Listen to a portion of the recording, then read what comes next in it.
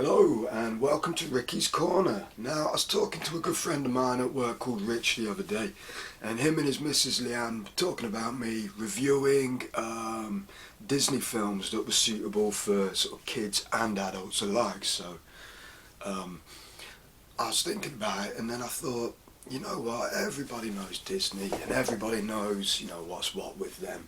So I've got the idea, and I thought I want to introduce some films that are a bit less known or maybe forgotten about.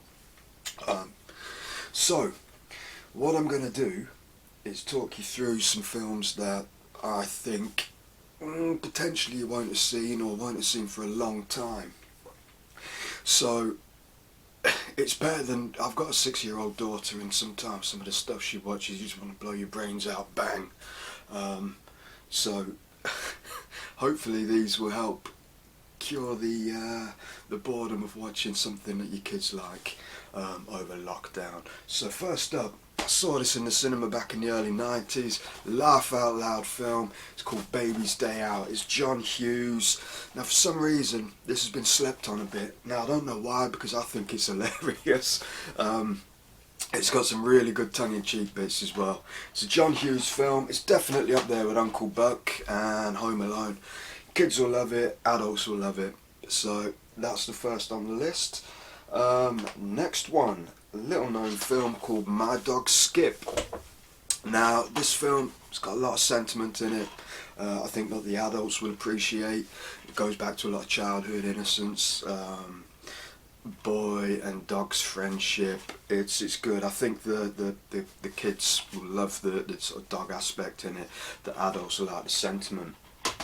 Next one, Mouse Hunt. Now anything with Lee Evans in, as far as I'm concerned, is hilarious, and it's got Chris walking in as the rat catcher. Absolutely brilliant performance there. Again, it's something that the kids will love, but also the adults as well, for the simple fact that it's got the mouse in who keeps outsmarting humans who are trying to catch it. Really good film. Flushed Away, British film made by Aardman, I do believe. Obviously they're the people who bought you Wallace and Gromit, you know those guys. It's got Shane Ritchie doing the voice for the main character. Again, really good film, adults and kids alike. You can watch that, and it's a good hour and a half to kill a bit of time in lockdown. Next up, The Fox and the Child. Now, I think maybe older kids will enjoy this. My daughter's 6. She watched it. She got a bit sort of distracted, so I think maybe sort of like 10-year-olds would appreciate that. Adults, again, it's really sort of sweet film about a girl and a fox. What more can I say? It's a bit arty-farty, a bit sentimental. I think the adults will like it more than the kids, but again, it's different. And last on the list today is Ants. Now this came out about the same time as Bug's Life, and I wouldn't say it was a rip-off, but it was definitely inspired by it.